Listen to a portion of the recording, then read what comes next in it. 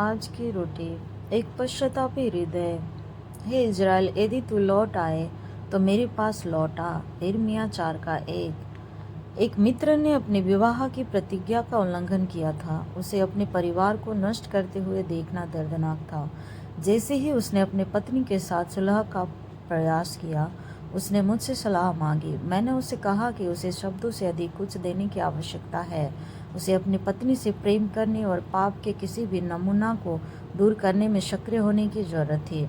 नबी यिर्मयाह ने उन लोगों को भी ऐसी ही सलाह दी थी जिन्होंने परमेश्वर के साथ अपनी वाचा को तोड़ दिया था और अन्य देवताओं का अनुसरण किया था। उसके पास लौटना पर्याप्त नहीं था, हालांकि वो सही आरंभ था। उन्हें अपने कार्यों को वे जो कर रहे थे उसके अनुरूप बनाने की जरूरत है। इसका अर्थ था अपनी घिनौनी वस्तुओं से छुटकारा पाना। यिर्मयाह ने कहा कि यदि उन्होंने सच्चाई और न्याय और धर्म से प्रतिबद्धताएं निभाई तो परमेश्वर राष्ट्र को आशीष देगा।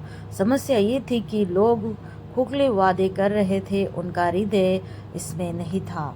परमेश्वर केवल शब्द नहीं चाहता, वो हमारा दिल चाहता है। जैसा कि यीशु ने कहा, जो मन में भरा है वही मुंह पर आता है। मत्ती 12:34। यही कारण है कि यिर्मयाह उन लोगों को प्रोत्साहित करता है जो अपने हृदय की बंजर भूमि को तोड़ने और कांटों के बीच बीज न बोने की बात नहीं सुनते थे।